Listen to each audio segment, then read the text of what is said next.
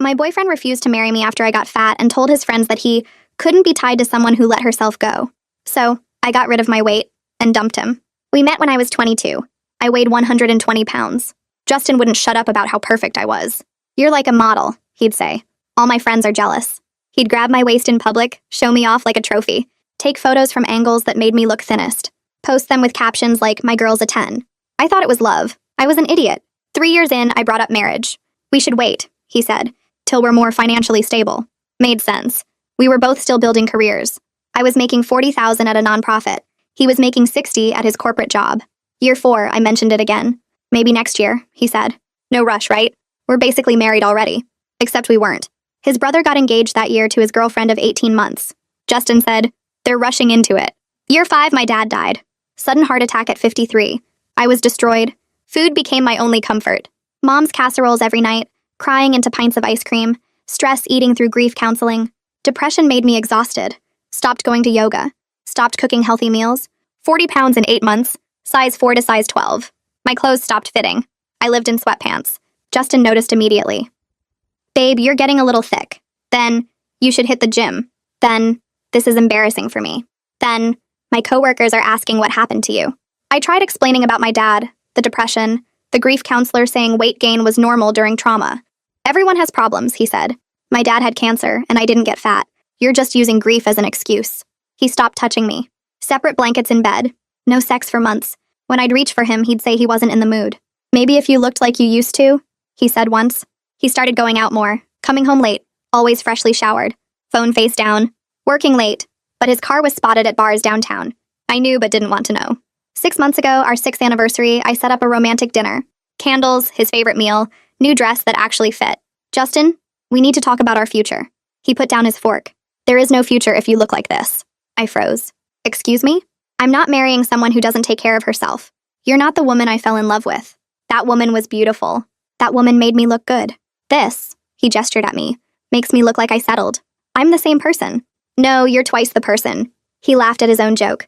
"Look, lose the weight, then we'll talk about marriage. But right now, I'm embarrassed to be seen with you. Do you know what people think when they see us together? They think I'm desperate. They wonder what's wrong with me that I'm with someone who looks like you." Tears were falling. "Someone who looks like me? Fat, Amy. The word is fat. And I didn't sign up for fat. I signed up for the hot girl who did yoga and counted calories and made my friends jealous. So either find her again or I'll find someone else who looks like her." I joined a gym the next day, 5 a.m., mostly empty except for serious athletes. That's where I met Antonio, the trainer. 6'3", built like a sculpture, kind eyes. "First time?" he asked. I nodded, embarrassed in my tight workout clothes. "We all start somewhere," he said. "You showing up is already winning." He offered to train me. 2 weeks in, he asked, "What's your goal?" "To lose 40 pounds. "Why?" "My boyfriend won't marry me until I do." Antonio stopped spotting my bench press. "Your boyfriend sounds like trash. But hey, his loss will be someone else's gain." Every morning, 5 a.m., Antonio and I trained. He taught me to deadlift, squat, bench, introduced me to meal prep, never shamed me when I struggled. Just said, "Tomorrow you'll be better." 4 months in, I'd lost 35 pounds. Justin suddenly got interested again. Started touching my waist, suggesting date nights, buying me clothes. "Size 6. Getting there," he'd say. "Keep going." Posted a photo of us with the caption, "Proud of my girl's journey." His friends commented with fire emojis. 5 months in, I'd lost all 40 pounds plus gained muscle. Size 4 again, but stronger. Justin planned a surprise dinner at the steakhouse where we'd had our first date, wore his best suit, kept checking his pocket. I knew what was coming. After appetizers, he stood up. The whole restaurant could see. Got down on one knee, pulled out a Tiffany box. 2-carat diamond. "Amy," he said loudly, making sure everyone heard, "you've proven you can be the wife I deserve. You've shown dedication, discipline, and the ability to be the woman I fell in love with again. Will you marry me?" The restaurant was silent. Phones out, recording. I looked at the ring, at him. No. His smile froze. The restaurant stayed quiet for maybe 3 seconds. Then whispers started. Justin's face went from confused to red. His jaw got tight. He was still down on one knee holding that ring box. I could see phones everywhere. At least 12 people recording. Some lady at the table next to us had her phone up recording the whole thing. The waiter who'd been bringing our food stopped halfway across the room. Justin stood up fast. The ring box snapped shut. He grabbed my wrist across the table. Not hard enough to hurt, but firm enough that I felt trapped. I pulled my hand back and stood up. My chair scraped loud against the floor. Everyone was staring. I grabbed my purse from the back of my chair. Justin started talking, but his voice came out weird and tight. He asked what I was doing. told me to sit back down, said we needed to talk about this. I walked toward the exit. My legs felt shaky, but I kept moving. Justin followed me. His voice got louder. He said I was embarrassing him, asked if I was serious right now, demanded I come back to the table. The restaurant manager appeared near the door. She was an older woman with gray hair pulled back. She stepped in front of me and asked if everything was okay. Her eyes looked concerned. I told her I was fine but needed to leave right away. She nodded and moved aside. Justin tried to follow me out, but the manager put her hand up and asked him to please return to his table. I pushed through the door into the cold night air. My car was parked 3 blocks away. I walked fast. My heels clicked on the sidewalk. I could hear Justin yelling my name from the restaurant entrance, but I didn't turn around. I got to my car and my hands shook. So bad I dropped my keys twice before I got the door unlocked. I climbed in and locked the doors. Started the engine. Justin wasn't following me. I pulled out of the parking spot and drove straight to Haley's apartment across town. The drive took 20 minutes. I didn't cry.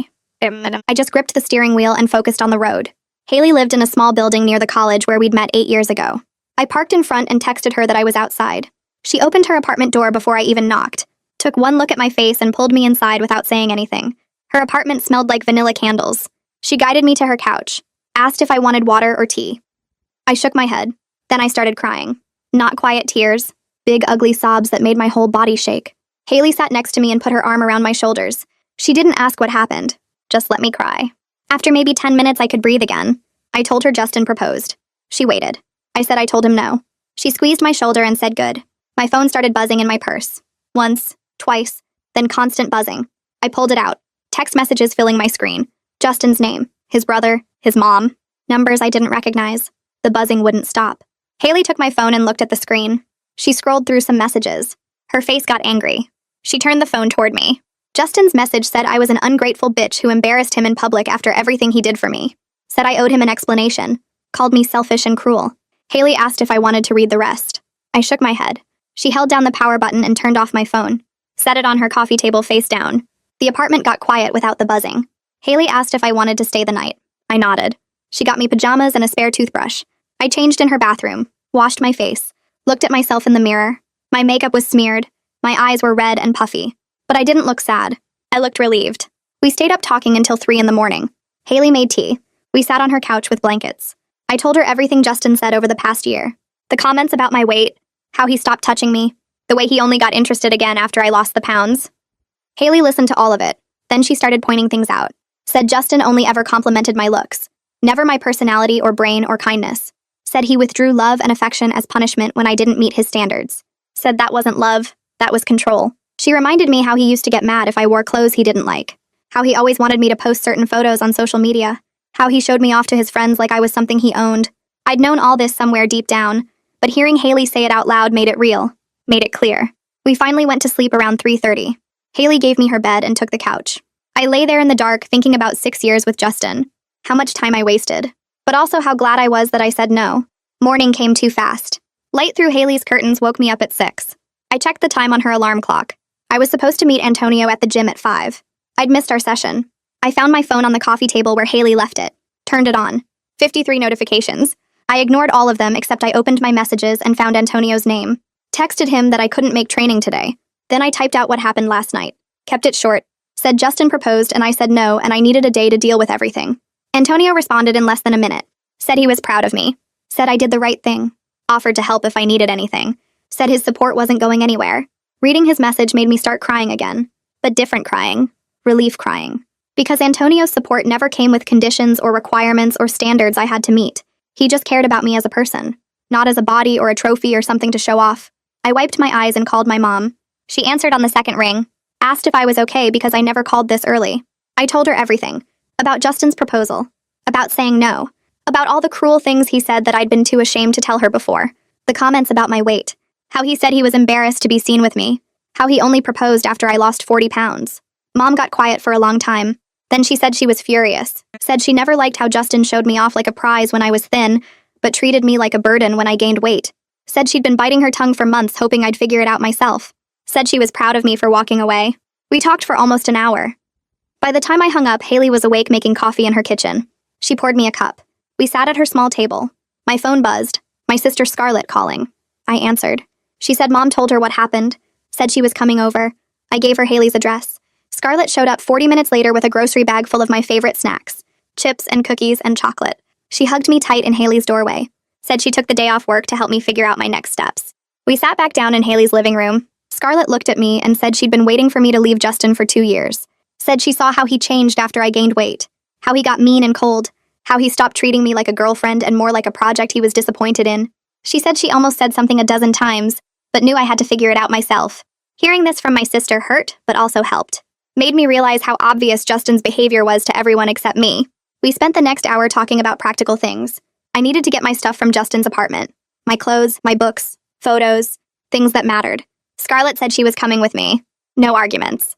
Said Justin was good at manipulating me and she wasn't going to let him talk me into anything. Haley said she'd come too. Said I needed 2 people there to keep me focused and stop Justin if he came home early from work. We made a plan. Justin worked until 5 on weekdays. We'd go at 2 when he'd definitely be at the office. Bring empty boxes and garbage bags. Get in and get out fast. That afternoon, the 3 of us drove to Justin's apartment in Scarlett's car. She had boxes in her trunk left over from her last move. We pulled into the parking lot at exactly 2:15. I had a key to Justin's place on my keyring. Had for 3 years. My hands shook when I tried to put the key in the lock. Took me 3 tries. The door finally opened. I stood in the doorway looking at the apartment. 6 years of my life happened in this space. The couch where we watched movies. The kitchen where I cooked him dinner. The bedroom where he stopped touching me. Scarlett put her hand on my back and gently pushed me inside. I started in the bedroom. My clothes hung next to his in the closet. 6 years of my life mixed with his. I pulled dresses off hangers and threw them on the bed. Scarlett brought in empty boxes from her trunk. Haley started in the bathroom grabbing my toiletries and makeup. I moved fast, not thinking, just grabbing. Sweaters, jeans, and the workout clothes I bought when I started training with Antonio. I reached for a box on the top shelf to pack shoes and knocked down a shoebox I'd never seen before. It fell open. Photos spilled across the floor. All of me. From when we first started dating. Me in a sundress at the beach. Me in jeans and a tank top at a barbecue. Me in a black dress at his company party. Every single photo showed me at my thinnest. I picked one up. There was writing on the back in Justin's handwriting. 9 out of 10. Great legs. I grabbed another. 8 out of 10. Needs better posture. Another. 10 out of 10. Perfect in this dress. My hands started shaking. I picked up more photos. He'd rated me. Like I was a product he was reviewing. Notes about my body in every single picture. Too much makeup. Hair looks better down.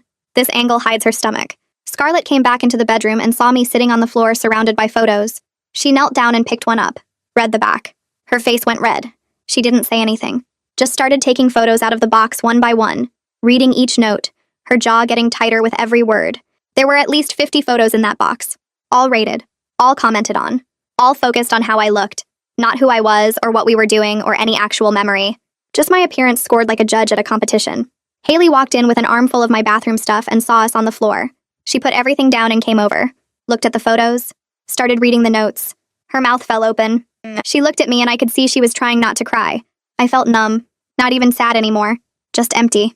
This was who Justin really was. Someone who kept a secret box of rated photos of his girlfriend like some kind of weird science project. Scarlett stood up and walked out of the bedroom. I heard her in the living room. Then I heard her say a bad word. Really loud. Haley and I both got up and went to see what was wrong. Scarlett was standing at the dining table. Justin's laptop sat open. The screen was on. She pointed at it without saying anything. I walked over and looked. Dating apps. Multiple tabs open in his browser. One showed his profile on some site I'd never heard of. His photo, his bio, relationship status listed as single. I clicked through his browser history. 6 months of activity. Different dating sites. Women's profiles. Search filters set for fit body type and athletic build. Messages sent to dozens of women. Some responded, some didn't. He'd been actively looking for someone else while I was losing weight. While he was telling me to keep going. While he was posting about being proud of my journey. The whole time he had backup plans, other options, women who already looked the way he wanted. I felt sick. Scarlett grabbed my phone from my pocket and handed it to me. Take pictures of this. All of it. I didn't argue. I took photos of his profile, his messages, his search history showing months of activity, the filters he used, the types of women he contacted. All of them looked like me when we first met. Thin, conventionally pretty, the kind of women he could show off to his friends. Haley came over with the shoebox. Document this too.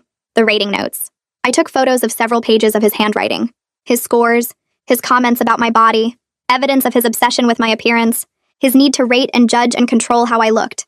We packed faster after that, threw things in boxes without folding them. I didn't care about being neat anymore. Just wanted to get out. Grabbed my books from the shelves, my photos from the walls, my kitchen stuff from the cabinets, things my dad gave me before he died, a blanket my mom made, items that actually mattered. 2 hours later, we had everything important packed. 6 boxes and 4 garbage bags. I left behind furniture and decorations and things Justin bought me. Didn't want any of it. I took my key off my key ring and put it on the kitchen counter. Wrote a note on a piece of paper. I'll get the rest later. Don't contact me. We carried boxes down to Scarlett's car in the parking lot. 3 trips up and down the stairs. I felt lighter with each box we loaded, like I was leaving weight behind instead of taking it with me. The physical stuff didn't matter. What mattered was getting away from someone who rated me like a product and shopped for replacements while pretending to support me. We were loading the last box when Justin's car pulled into the parking lot. He parked right behind Scarlett's car, blocked us in completely, got out and walked toward us. His face was red. He looked at the boxes in the trunk. At me. At Scarlett and Haley standing on either side of me. We need to talk. Alone. Scarlett crossed her arms. She's not going anywhere alone with you. Justin's jaw tightened. This is between me and Amy. Haley stepped closer to me. Anything you need to say, you can say in front of us. Justin looked at me like he expected me to tell them to leave. I didn't say anything. He ran his hand through his hair. Look, I didn't mean those things I said. About your weight. I was just trying to motivate you to be healthy. That's not how you motivate someone you love. Love doesn't come with a weight limit. He took a step closer. I backed up. You don't get it. I was helping you. Helping me? You called me fat. You said you were embarrassed to be seen with me. You stopped touching me. You made me feel worthless. That wasn't help. That was cruelty. It was motivation. Number. Motivation is support and encouragement. What you did was make love conditional on how I looked. And that's not love at all. His expression changed. Got harder. You're the one who embarrassed me. In front of everyone at that restaurant. All those people recording. You made me look like a fool. I made you look like a fool? You got down on one knee and proposed only after I lost 40 pounds. You treated me like garbage when I was grieving my dad. You only wanted to marry me when I met your physical standards. You made yourself look like a fool by thinking love works that way. Real love isn't conditional on dress size. That's not fair. What's not fair is 6 years of comments about my body. 6 years of being treated like a trophy when I was thin and a burden when I wasn't. What's not fair is finding out you were shopping for my replacement on dating apps while telling me you were proud of me. His face went white. You went through my laptop? Scarlett found it open. We saw everything. Your profiles, your messages, your search filters for athletic body types. You were looking for someone else the whole time I was killing myself at the gym trying to be good enough for you. Another car pulled into the parking lot. Justin's best friend Caleb got out and walked over.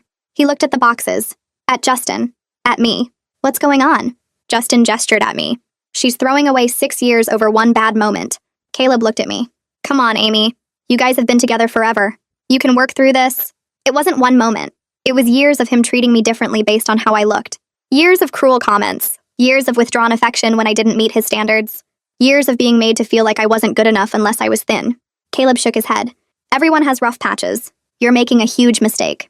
The mistake was staying as long as I did. The mistake was thinking someone who only loved me when I looked a certain way actually loved me at all. Justin tried to move closer, but Scarlett blocked him. Move your car. We're leaving. Not until she agrees to talk to me properly, without you two interfering. Haley pulled out her phone. Move your car or I'm calling the police. You're blocking us in. That's unlawful detention. Justin stared at her. You're not serious. Try me. Justin and Caleb looked at each other. Caleb said something quiet I couldn't hear. Justin's shoulders dropped. He walked back to his car, moved it to a parking spot. Scarlett, Haley, and I got in the car fast. Scarlett started the engine and pulled out of the parking lot. I looked in the side mirror. Justin and Caleb were still standing there. Justin was yelling at Caleb about something, getting smaller and smaller as we drove away. I felt relief. Not sadness, not regret, just relief that I was leaving, that I'd finally seen who he really was, that I'd chosen myself instead of trying to be what he wanted. Back at Haley's apartment, I finally turned on my phone. 37 missed calls from Justin. A dozen voicemails. I played the first one. His voice was apologetic. Baby, please call me back. We can work this out. The second one was angrier. You can't just walk away like this. After everything I've done for you. The third one was desperate. I love you. I made mistakes, but I love you. Please. I deleted them all. Didn't listen to the rest. I'd heard enough of his voice. Heard enough of his excuses and manipulation and attempts to make me feel guilty for choosing myself. Haley made tea. Scarlett ordered pizza. We sat in the living room and didn't talk about Justin. Talked about other things. Normal things. My job. Scarlett's new apartment. Haley's terrible date last week. Things that had nothing to do with 6 years of my life ending. Things that reminded me there was more to life than being someone's trophy or project or disappointment. That evening, my phone rang while Haley was clearing pizza boxes. Mom's name lit up the screen. I answered and she asked how I was holding up. I told her I was okay, staying at Haley's, trying to process everything. She was quiet for a second, then said Justin's mother had called her that afternoon. Asked her to convince me to reconsider because Justin was devastated and the public rejection was humiliating for their family. Mom told her that Justin should have thought about how he treated me before getting down on one knee in front of a crowd, that she supported my decision completely and wouldn't be pressuring me to go back to someone who only valued my appearance. I felt my throat get tight hearing that. Mom said she was proud of me for choosing myself and that I could come stay with her anytime I needed space. I thanked her and we talked for a few more minutes before hanging up. The next day, I went back to work at the nonprofit. My desk was exactly how I'd left it 3 days ago, but everything felt different. My coworker Rachel noticed I wasn't wearing my usual smile and asked if I was all right. I kept it brief and told her Justin and I had broken up. She squeezed my shoulder and said she was sorry. Word spread fast in a small office. By lunch, 3 other coworkers had stopped by my desk with supportive comments and offers to grab coffee if I needed to talk. My supervisor pulled me aside around 2 and said she'd noticed I seemed distracted, offered me flexible hours for the next week if I needed time to process everything. I told her I appreciated it, but work was actually a good distraction. She nodded and said the offer stood if I changed my mind. That evening, Antonio texted asking if I was ready to resume training. I stared at my phone for a minute, then typed, yes.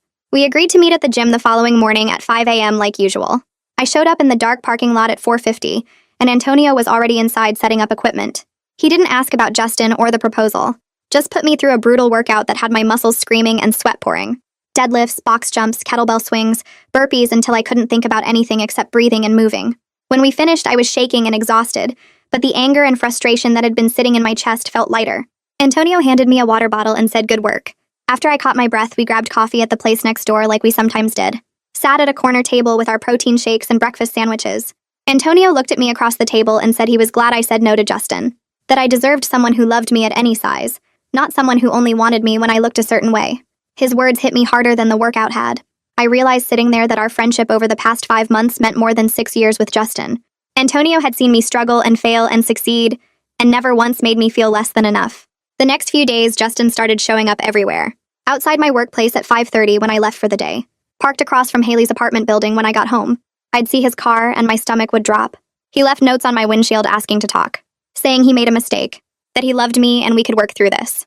I threw them away without reading past the first line. Haley noticed his car outside her building 3 nights in a row and said it was getting creepy. Scarlett called me the following evening and said I should stay with Mom for a while. That Justin knowing where Haley lived and showing up there wasn't safe. I didn't want to agree because moving back to my childhood bedroom felt like going backward. But Scarlett was right. I packed a bag and drove to Mom's house that night. She had my old room ready with fresh sheets and said I could stay as long as I needed. Sleeping in my twin bed surrounded by high school photos felt strange, but also comforting in a way I didn't expect. A week after the proposal, Haley texted me a link. Someone had posted a video of the restaurant scene on social media. I watched myself say no and walk out while Justin stayed frozen on one knee. The video had been shared hundreds of times around our city. Several people in the comments recognized us. Most of the comments were supportive, saying I did the right thing and that Justin's proposal speech was gross. A few said I was cruel for rejecting him publicly, but those got ratioed by other commenters pointing out he chose to propose publicly, so he got rejected publicly. The video kept getting shared. By the end of the week, it had thousands of views. My phone rang 2 days later and I didn't recognize the number. Answered it anyway. Justin's brother was on the other end. Not Justin's mother this time, but his actual brother, whose name was also Justin, but everyone called him JK. He said he wanted to apologize for how his brother treated me. That he'd tried to talk to Justin about the weight comments months ago, but Justin wouldn't listen. JK admitted their family placed too much importance on appearance, and that Justin learned those values from their parents. He said he was sorry I had to deal with that for 6 years, and that I made the right choice walking away. I thanked him, and we talked for a few more minutes before hanging up. His apology meant something because it came without expectation or pressure. The next week, I started seeing a therapist. Found one who specialized in relationship trauma through my insurance. Sat in her office and told her everything about the past 6 years, the comments about my weight, the withdrawn affection, the conditional love. She listened and took notes, and when I finished, she said what Justin did was emotionally abusive. That making someone's worth dependent on their appearance was manipulation. That leaving was the healthiest choice I could have made. Hearing a professional validate what I'd been feeling helped something click into place. I wasn't overreacting or being dramatic. I was protecting myself from someone who hurt me. A few days later, Antonio texted and asked if I wanted to grab dinner sometime. Not as trainer and client, but as friends who enjoyed each other's company. I said yes immediately. We went to a casual Italian restaurant where the tables had red checkered cloths and candles in wine bottles. I ordered chicken parmesan without looking at the calories or thinking about whether Justin would approve. Antonio ordered lasagna and we split garlic bread. We talked about everything except fitness and Justin.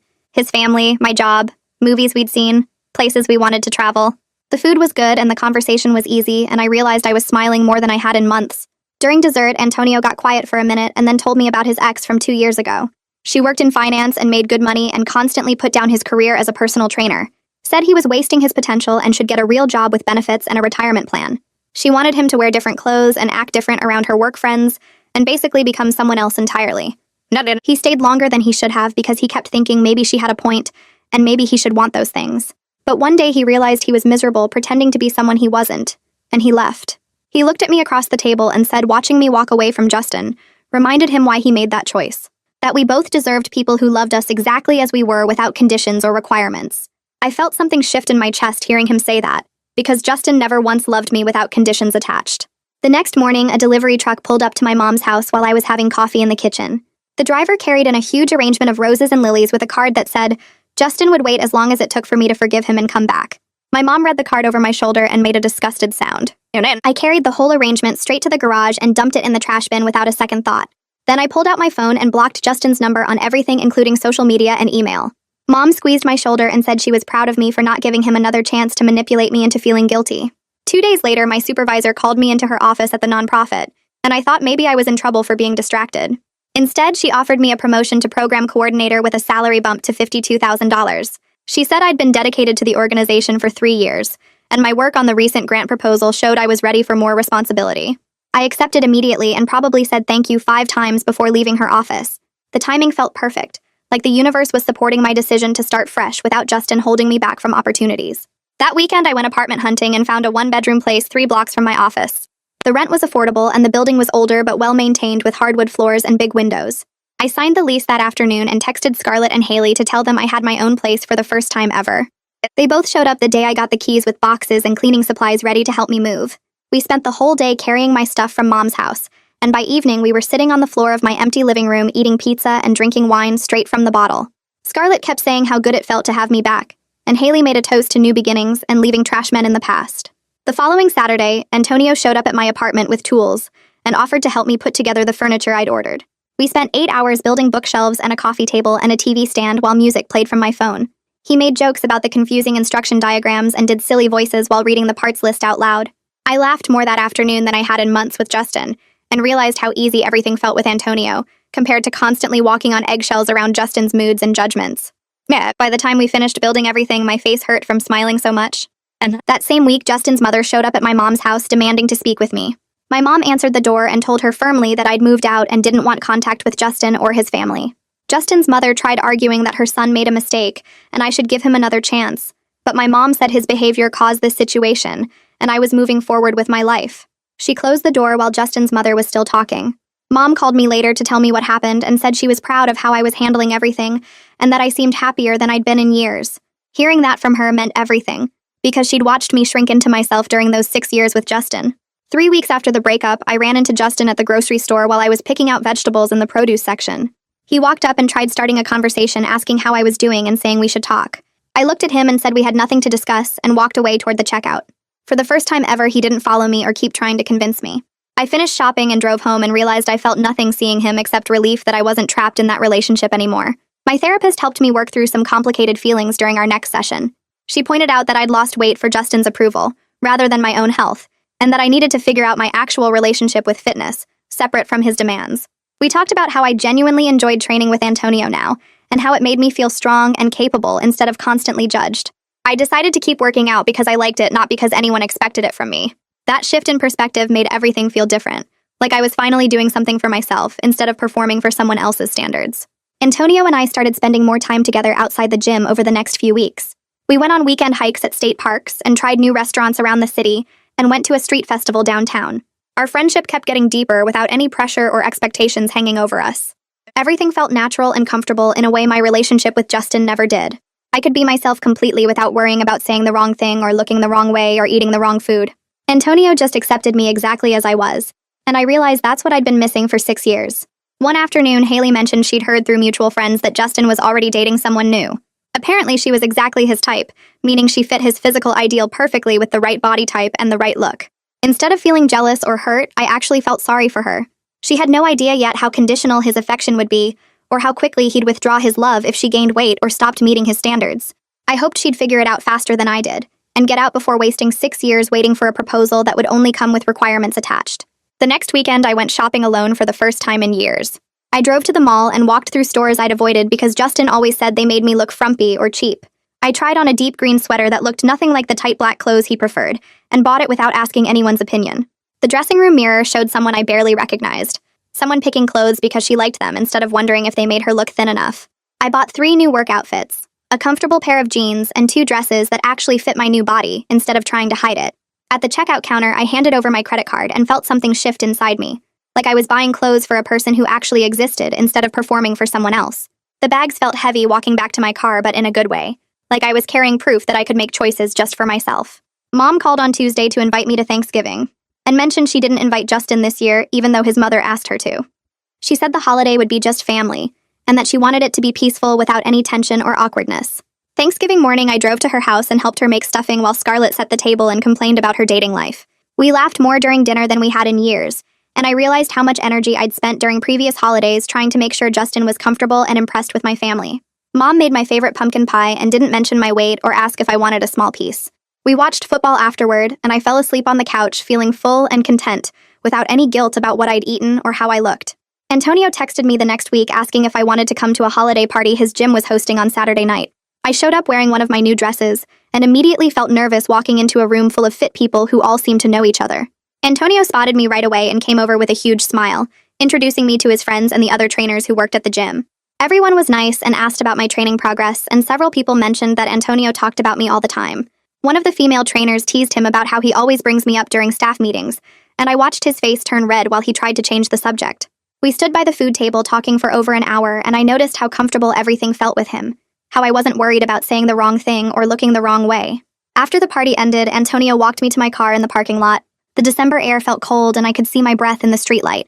He stopped next to my car and looked at me with an expression I'd seen before, but never let myself acknowledge.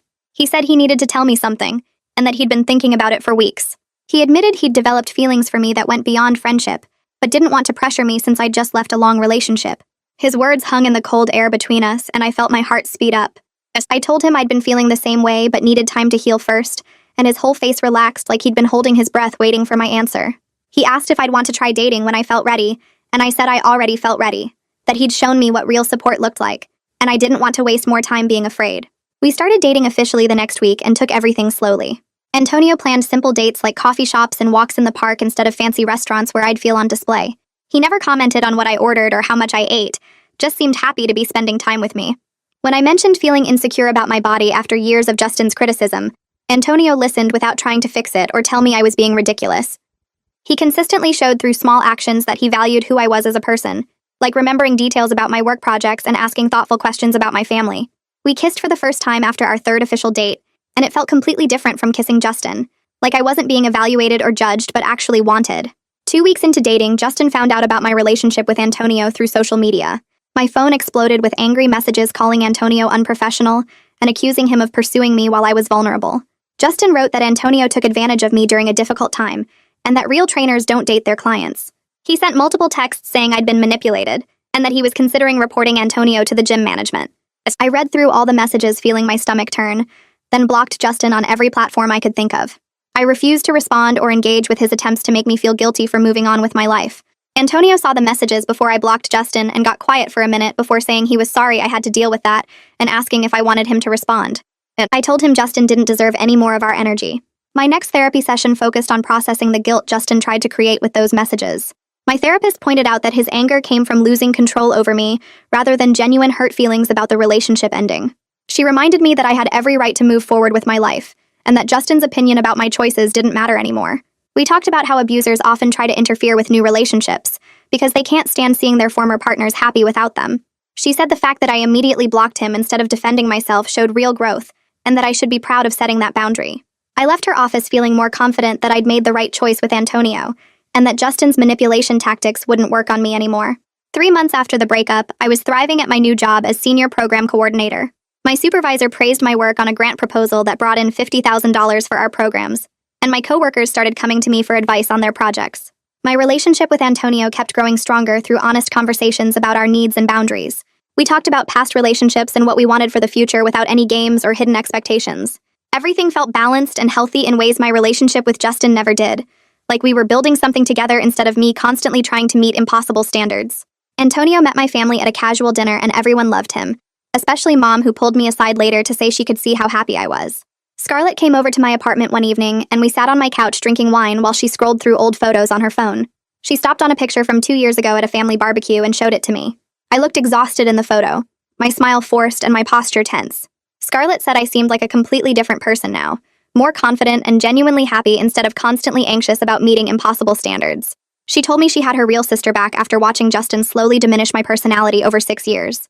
I started crying and she hugged me, saying she was so proud of me for leaving and for building a life that actually made me happy. We stayed up late talking about everything I'd been through and everything that was different now, and I felt grateful to have people in my life who actually wanted me to be happy. Antonio and I took a weekend trip to the mountains in late February. We drove up Friday after work and spent Saturday hiking trails through pine forests. The air felt crisp and clean, and I could see my breath as we climbed higher. We reached a scenic overlook around noon and sat on a flat rock eating sandwiches while looking out over the valley below. Antonio got quiet for a minute and then said he needed to tell me something. He said he was falling in love with me, and that being with me felt natural and right in a way nothing else in his life ever had. I felt tears start in my eyes and told him I was falling in love with him too.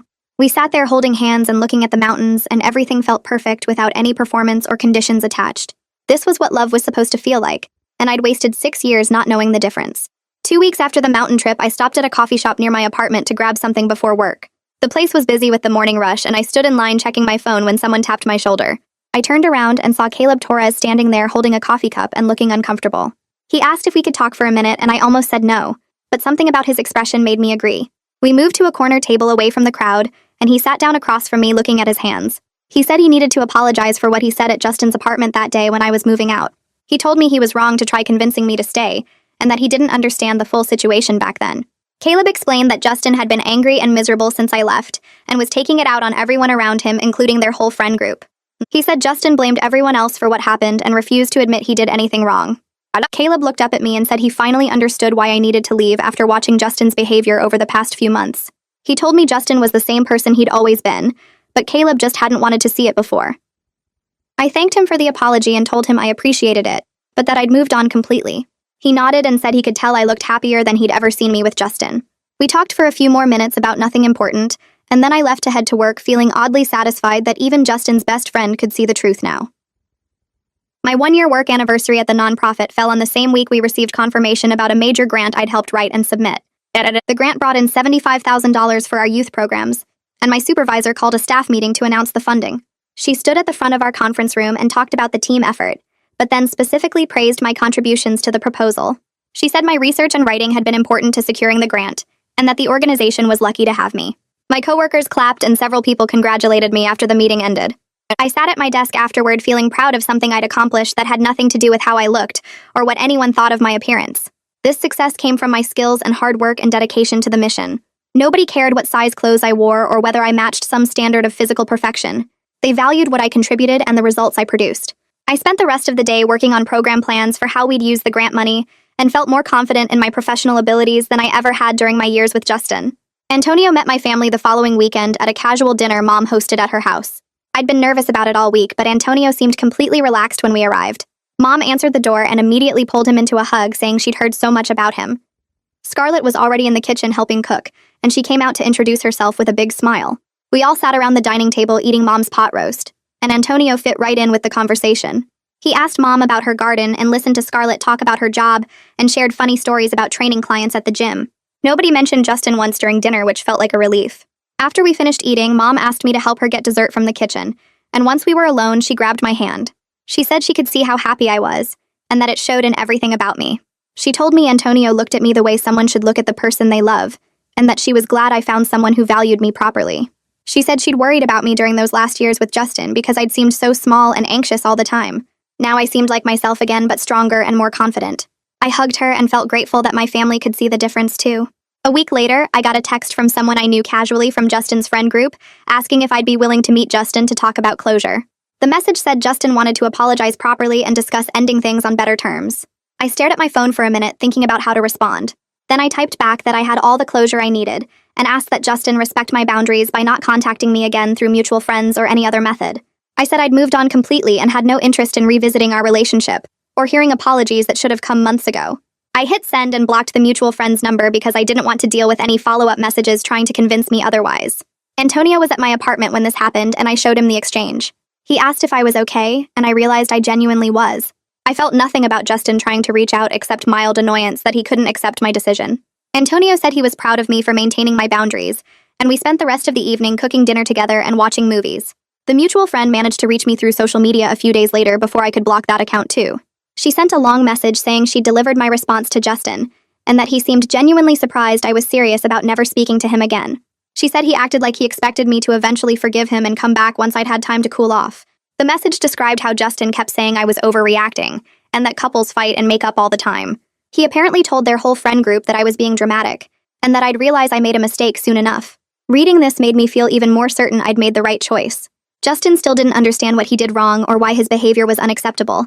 He saw our breakup as a temporary fight rather than the end of a relationship where he'd spent years treating me terribly. He thought I'd come crawling back because he couldn't imagine that I'd actually choose to leave him permanently. I blocked the mutual friend on social media and told Antonio about the message that night. He said Justin's reaction proved I made the right call because someone who truly understood their mistakes wouldn't expect automatic forgiveness. Antonio and I celebrated 6 months together with a quiet dinner at the Italian restaurant, where we'd had our first date as more than friends. He'd made a reservation, and we sat at the same corner table where we'd eaten that first time. The waiter brought bread, and we talked about how different everything felt now compared to 6 months ago. Antonio reached across the table and took my hand and said he had something for me. He pulled out a small wrapped box, and I opened it to find a silver bracelet with a tiny charm that said strong in simple letters. He told me he saw it and immediately thought of me because strength was what he admired most about me. Not physical strength from training, but the strength to leave a bad situation and build a better life. I put the bracelet on right away and told him I'd wear it every day as a reminder of how far I'd come. We finished dinner and walked around downtown holding hands, and I felt completely content with where my life was now. My therapist brought up the idea of ending our regular sessions during our next appointment. She said I'd made significant progress in rebuilding my self-esteem and establishing healthy relationship patterns over the past several months.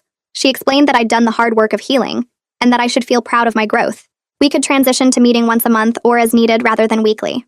I felt a mix of emotions hearing this because therapy had been such an important part of my recovery from Justin's treatment. But I also recognized that she was right about my progress. I could identify unhealthy patterns now and set boundaries and choose relationships that added value to my life. I didn't need constant guidance anymore because I'd developed the tools to navigate situations myself. We agreed to meet monthly going forward with the option to increase frequency if needed. Walking out of her office that day, I felt accomplished knowing I'd put in the work to heal properly. 2 weeks later, my supervisor called me into her office and told me the organization wanted to promote me to senior program coordinator with a salary increase to $58,000. She said my work on the grant and my leadership on several projects had demonstrated I was ready for more responsibility. I accepted immediately and felt excited about the new role and the financial security it provided. That weekend, I took Mom and Scarlett and Haley out to a nice restaurant to celebrate. We sat at a table by the window and they ordered a bottle of wine and toasted to my success and independence. Mom said she was proud of how I'd rebuilt my life and career. Scarlett said I was killing it professionally and personally. Haley reminded me how far I'd come from that night I showed up at her apartment after rejecting Justin's proposal. I looked around the table at these 3 women who'd supported me through everything and felt genuinely grateful for their presence in my life. Antonio told me a few days later that he'd been offered a position managing a new gym location across town. He seemed excited but also hesitant when he explained it would mean slightly different training schedules for us. I could tell he was worried about how I'd react to the change. I told him immediately that he should take the opportunity because I wanted him to pursue his career goals. We'd figure out the schedule together and make it work because his professional growth mattered just as much as mine. He looked relieved and said he'd been nervous to bring it up because he didn't want me to think he was prioritizing work over our relationship. I reminded him that healthy relationships meant supporting each other's goals and that I'd never ask him to turn down a good opportunity. We spent that evening talking about his plans for the new location, and I felt happy seeing him excited about his future. 6 months after the breakup, I realized one morning that I hadn't thought about Justin in weeks. When I did think about him now, I felt nothing but relief that I'd left. My life was fuller and happier than it ever was during our 6 years together. I had a job I loved that paid well and recognized my contributions. I had a relationship with Antonio built on mutual respect and genuine care. I had family and friends who supported me unconditionally. I had confidence in myself that didn't depend on meeting someone else's standards. Looking back at the person I was in that restaurant when Justin proposed felt like looking at a stranger. That version of me was so focused on earning his approval that she'd lost herself completely. Now I knew exactly who I was and what I deserved, and I'd never settle for less again. Antonio and I started looking at apartments together after dating for 8 months. We found a 2-bedroom place near both our jobs with big windows and a decent kitchen. The second bedroom became a home gym with space for both our equipment. Moving day felt exciting instead of stressful because we worked together instead of him telling me where everything should go. Antonio asked what I wanted before making decisions about furniture placement or wall colors. We painted the living room together and got paint all over each other and laughed instead of fighting about doing it wrong. Setting up our home felt like building something together, rather than fitting into someone else's space. I kept thinking about how Justin controlled every detail of his apartment and never asked my opinion about anything. Antonio wanted my input on everything from which couch to buy to how to organize the kitchen cabinets. 3 weeks after we moved in, my mom called to tell me she ran into Justin's mother at the grocery store. She said Justin got engaged to the woman he started dating a few months after we broke up. Mom asked if I was okay hearing that news. I realized I felt nothing except sorry for his new fiancé. I hoped she had better luck than I did, but suspected Justin hadn't changed his standards or conditions. Mom said she told Justin's mother that I was very happy now and didn't ask any questions about him. I appreciated her protecting me from more information I didn't need or want. 2 months later, Antonio and I finished our usual morning workout at the gym. We were the only ones there at 5:30 on a Tuesday. He asked me to wait a minute before heading to the showers. He got down on one knee right there on the gym floor where we first met. No audience, no phones recording, no performance. He said he loved me exactly as I was right now and would love me exactly as I would be in the future. He said he wanted to build a life with me based on who we both really were. I said yes immediately because I knew he meant every word. The ring was simple and perfect, and he put it on my hand with shaking fingers. We sat on the gym floor together for a while just holding each other before going home to call our families. Now I'm planning our wedding with Antonio, and it feels completely different from how I imagined planning with Justin. We're picking things we both like instead of what looks best for photos. Small ceremony with close friends and family instead of a big show. I keep thinking about that moment in the restaurant when I said no to Justin's proposal. Saying no to his conditional love was the first time I chose myself in 6 years. Everything good in my life now came from that one decision. My job that values my work. My relationship with Antonio built on respect. My confidence that doesn't depend on meeting someone else's standards. I've never been happier or more sure of who I am.